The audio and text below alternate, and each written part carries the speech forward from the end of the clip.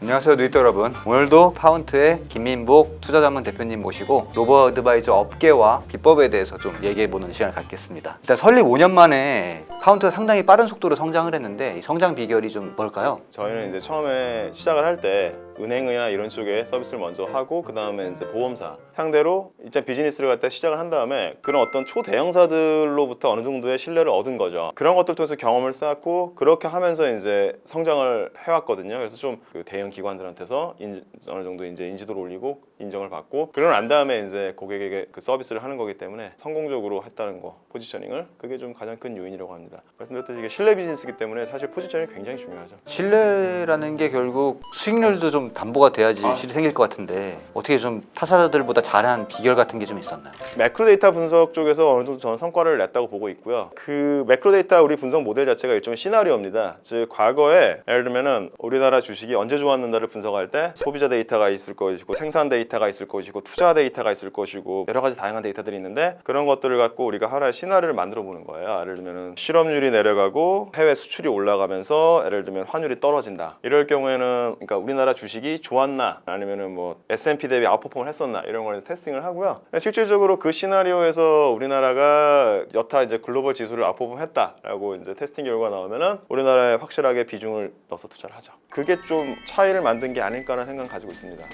개인적으로는 하반기장은 어떻게 보세요? 저 바이든 대통령 입장에서 한번 생각을 해보면 이거 완전 이건 시나리오 잠깐 작성하는 건데 이 자리에서 그 바이든 대통령이 지금 4년이잖아요 미국이 대선이 첫 해는 사실은 제 생각에는 너무 여기서 오버슈팅할 필요는 없어요. 이 사람도 이분도 지금 재선해야 돼요. 아프가니스탄 때문에 지지율도 떨어졌어요. 제 생각에는 내년 상반기까지도 조금 힘을 안 쓸 수도 있어요. 그러나 이제 재선이 가까우면서는 힘을 써야 돼요. 주가가 올라야 돼요. 주가 관리에 들어갈 거예요. 정책적으로든 뭐든 간에. 그래서 저는 올해 하반기나 내년 상반기가 조금 위험할 수도 있겠다는 생각을 가지고 있는데 글쎄요 이게 저도 말씀드렸듯이 이 근거 자체가 정치적 계산이기 때문에 저는 뭐라고 정확하게 말씀 못 드리겠습니다. 그럼 개인들에게도 대부분 미국 주식을 추천하시겠네요 아무래도. 미국 주식을 좀 가야 된다는 생각을 해요. 이렇게 이해를 하시면 될 것 같아요. 이게 사실은 퀄리티 주식이 있잖아요. 퀄리티 주식의 비율 자체가 미국이 더 높아요. 우리나라에서 사실은 퀄리티 주식을 머릿속에서 그려보시려고 할 때 물론 삼성전자는 당연히 떠오르죠. 근데 생각보다 잘 안 떠올라요. 퀄리티 주식이. 그리고 그 퀄리티 주식이라는 게 너무 보링한데 이게 좀 너무 전통적인 느낌인데 이러거든요. 근데 이제 미국 같은 경우는 퀄리티 주식이 많아요. 왜냐면 이렇게 이해하시면 돼요. 우리나라 시장의 10배입니다. 미국은 무조건. 공 하나 더 붙어요. 미국은 무조건 공 하나 더 붙습니다. 그럼 퀄리티 주식도 우리나라 10배가 더 있어요. 공 하나 더 붙어요. 그리고 심지어 공 하나 더 붙은 상태에서 그 산업군을 보시잖아요. 이게 매력적이죠. 산업군들이. 이제 그 이유 중에 하나가 중국이든 뭐 브라질이든 뭐 유럽이든 간에 그쪽에서 이렇게 핫한 기업들이 있잖아요. 그런 핫한 기업들이 그러니까 캐피럴 인젝션을 위해서 오는 시장이 뉴욕, 그러니까 월스트리트가 미국이잖아요. 그래서 거기에서 상장을 하죠. 나이스에서 상장하고 나스에서 상장을 하고 다. 퀄리티 기업들인데 산업군조차도 매력적인 기업들이 많아요. 그러니까 한번 해볼 만하죠. 대표님도 이제 대형 증권사 출신이신데 요새 좀 유망한 인재들이 금융 스타트업 쪽으로도 많이 좀 쏠린다고 하더라고요. 실제로도 많이 체감하고 계시나요? 예, 저희도 JD를 내는데요. 제가 의외로 좀 하이 프로파일러들 분들이 지원을 하시더라고요. 40대 분들. 그래서 좀 당황을 하죠, 사실. 이분들이 여기 왜 오려고 하시나.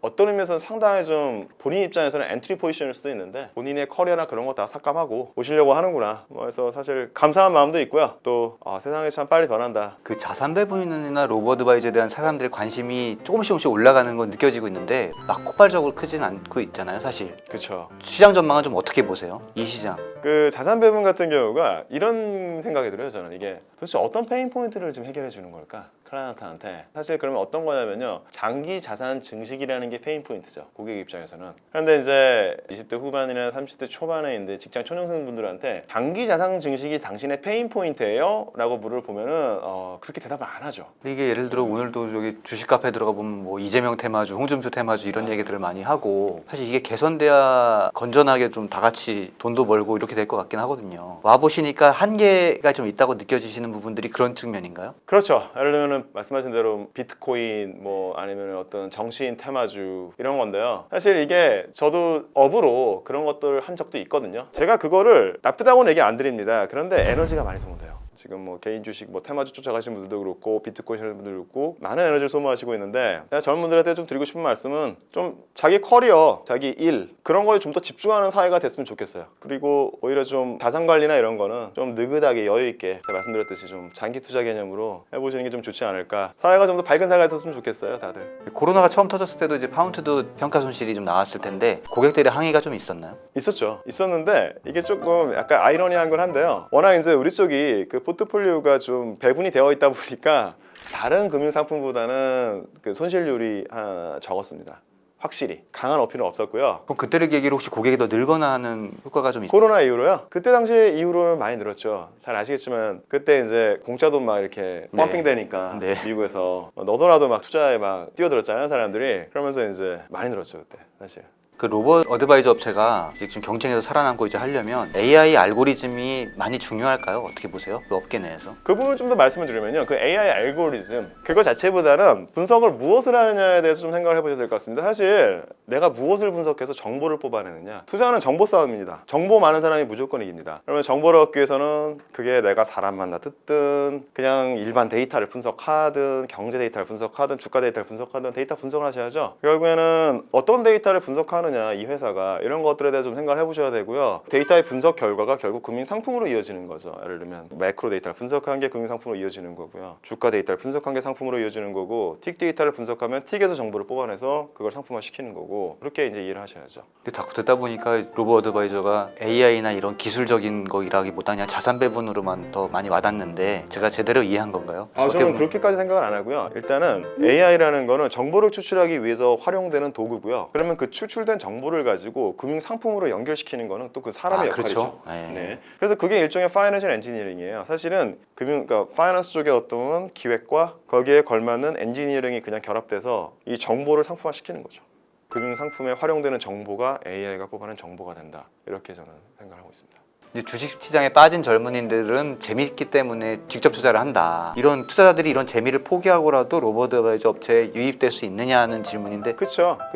그 부분 저도 충분히 그 인지를 하고 있죠. 그 로보 어드바이저라는 그 프로덕트 자체는 애초에 고객이 좀 대상이 다른 것 같아요. 내가 그냥 잊어버리고 10년 후에 계좌 볼래. 이제 이런 고객들이 아마 대상이 될 거고요. 사실 이제 회사가 좀 더 넥스트 스테이지 올라가기 위해서는 저는 좀 다른 형태의 고객들도 포용할 수 있어야 된다 생각을 하고 그런 역량을 갖추는 게 저는 필요하다고 생각을 하죠. 예. 그리고 저는 어떤 금융 상품 측면에서 그런 분들한테도 뭔가 즐거움을 줄 수 있는 그러면 거기서 수익도 줄 수 있으면 좋죠. 네, 오늘 김민복 대표님과 핫한 업종으로 떠오른 로봇 어드바이저 업계 얘기 잘 들었습니다. 대표님 감사했습니다. 네, 감사합니다. 구독, 좋아요, 알림 설정 부탁드리겠습니다. 감사합니다.